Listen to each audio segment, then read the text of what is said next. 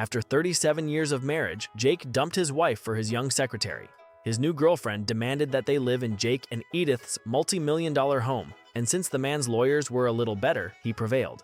He gave Edith, his now ex-wife, just 3 days to move out. She spent the first day packing her belongings into boxes, crates, and suitcases. On the second day, she had movers come and collect her things. On the third day, she sat down for the last time at their beautiful dining room table by candlelight, put on some soft background music, and feasted on a pound of shrimp, a jar of caviar, and a bottle of Chardonnay. When she had finished, she went into each and every room and stuffed half-eaten shrimp shells dipped in caviar into the hollow of all of the curtain rods. She then cleaned up the kitchen and left.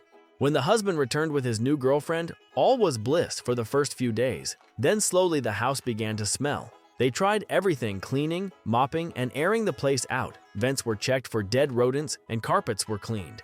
Air fresheners were hung everywhere. Exterminators were brought in to set off gas canisters, during which they had to move out for a few days, and in the end, they even replaced the expensive wool carpeting. Nothing worked. People stopped coming over to visit. Repairmen refused to work in the house, and even the maid quit. Finally, they could not take the stench any longer and decided to move. A month later, even though they had cut their price in half, they could not find a buyer for their stinky house. Word got out, and eventually even the local realtors refused to return their calls. Finally, they had to borrow a huge sum of money from the bank to purchase a new place. The ex-wife called the man and asked how things were going. He told her the saga of the rotting house. She listened politely and said that she missed her old home terribly and would be willing to reduce her divorce settlement in exchange for getting the house back. Knowing his ex-wife had no idea how bad the smell was, he agreed on a price that was about 1/10 of what the house had been worth, but only if she were to sign the papers that very day.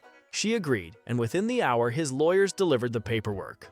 A week later, the man and his girlfriend stood smiling as they watched the moving company pack everything to take to their new home, including the curtain rods,